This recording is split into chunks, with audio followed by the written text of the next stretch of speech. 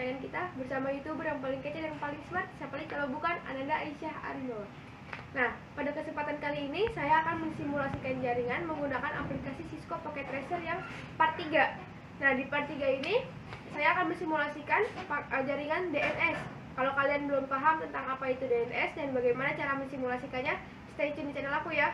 Oke?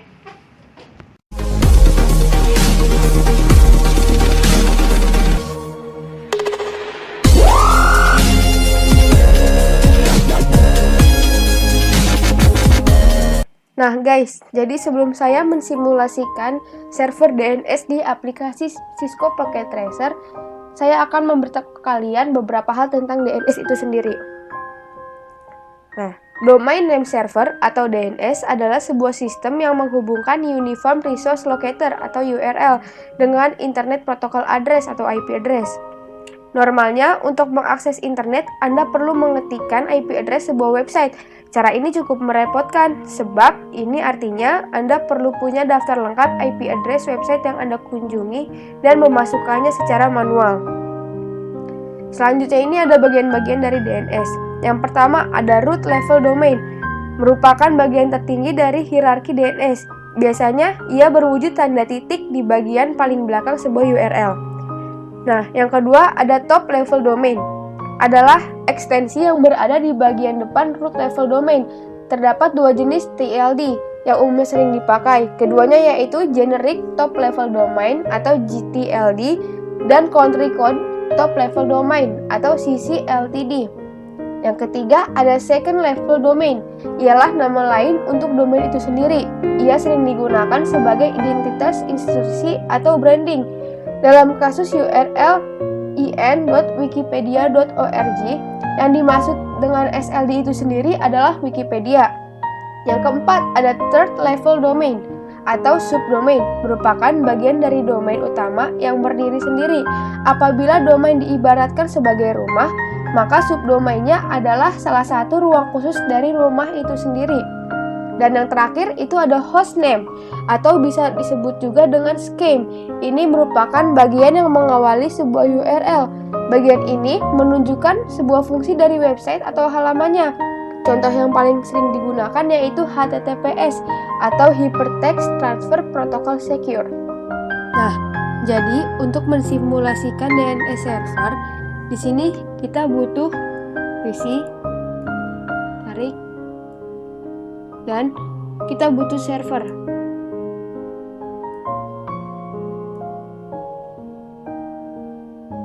Nah, setelah itu kita juga membutuhkan switch. Di sini yang saya pakai 2950/24. Nah, di sini kita ganti namanya dulu guys. Ini PC 1. Ini server 1. Dan ini kita ubah dari sini aja. Ini server 2 dan ini server 1. Ini switch 1. Nah, setelah itu kita hubungkan dengan menggunakan wire.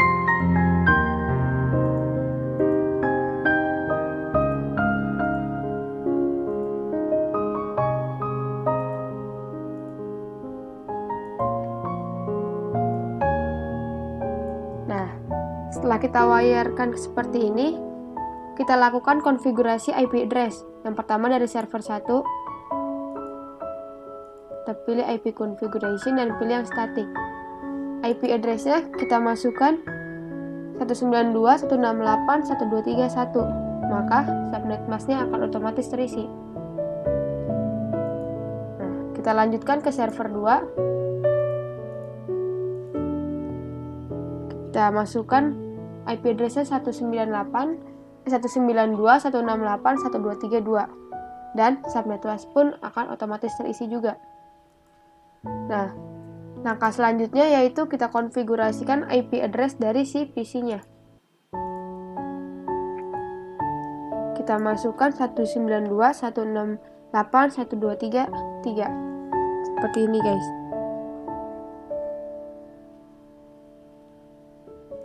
Nah, setelah kita mengatur semua IP statik dari komponen, Selanjutnya kita atur DNS pada PC.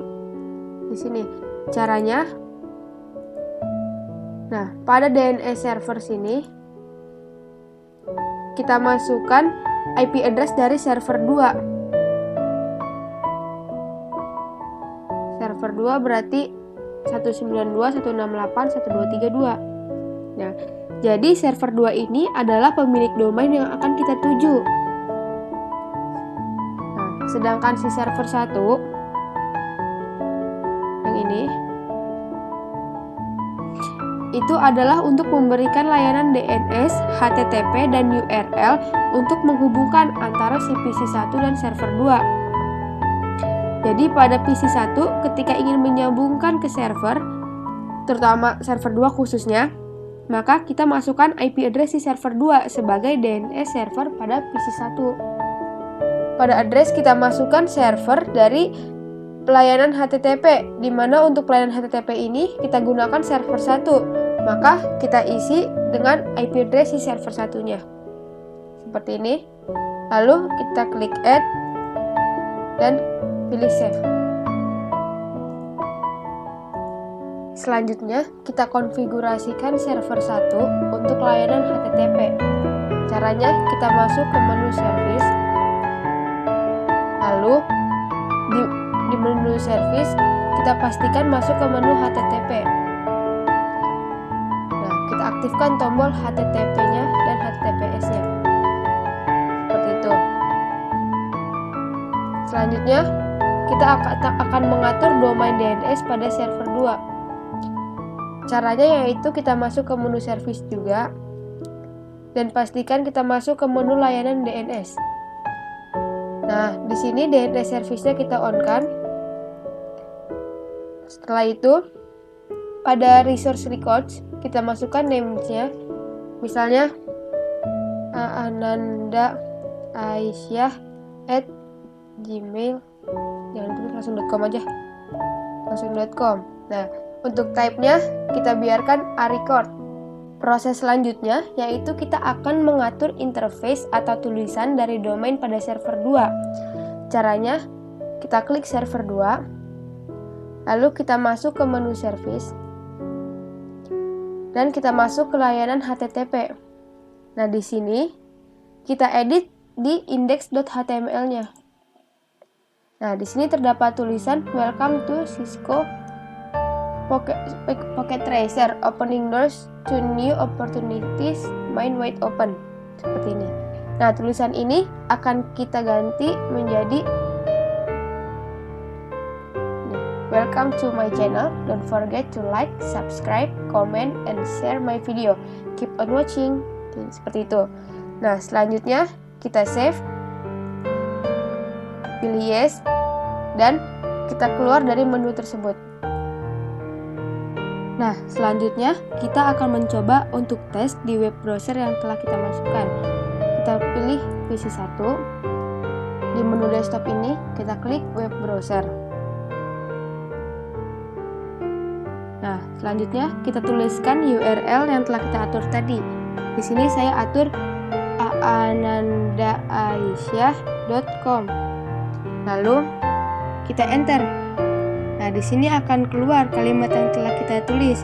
Nah, dapat dibuktikan bahwa aanandaaisyah.com telah bekerja pada layanan DNS-nya tadi. Langkah selanjutnya yaitu pada eksperimen. Bagaimana jika PC1 tidak mengisi field in server pada saat konfigurasi IP? Jadi misalnya di sini kita menghapus DNS server yang telah kita buat tadi, atau servernya kita ubah menjadi 0000. Ini, lalu kita simpan. Nah, setelah itu kita cek dengan web browser. Nah, kita masukkan URL yang telah kita buat tadi.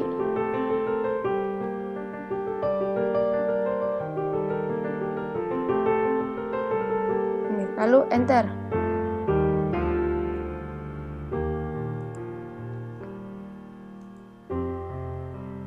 Nah, di sini tidak muncul apa-apa.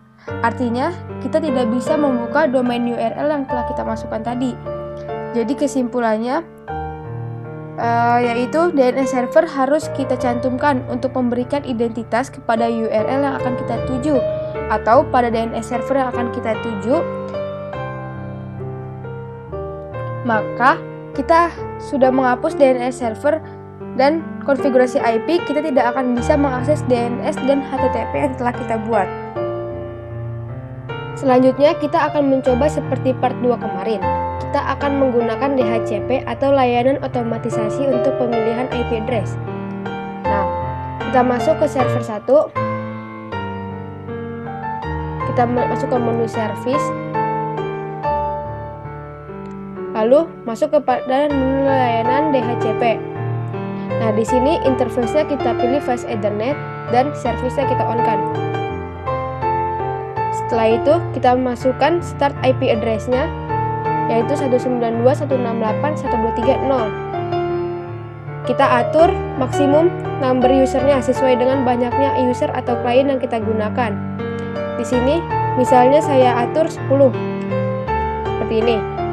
Nah, lalu pada DNS server ini, kita atur sama dengan IP address server 2, yaitu 192.168.123.2.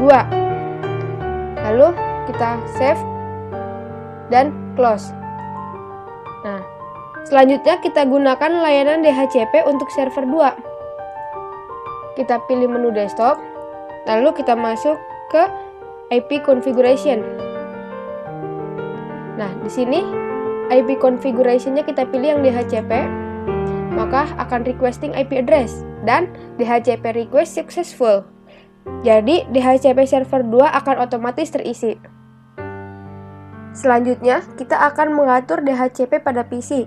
Caranya kita klik 2 kali pada PC dan pada di menu desktop ini kita pilih IP configuration.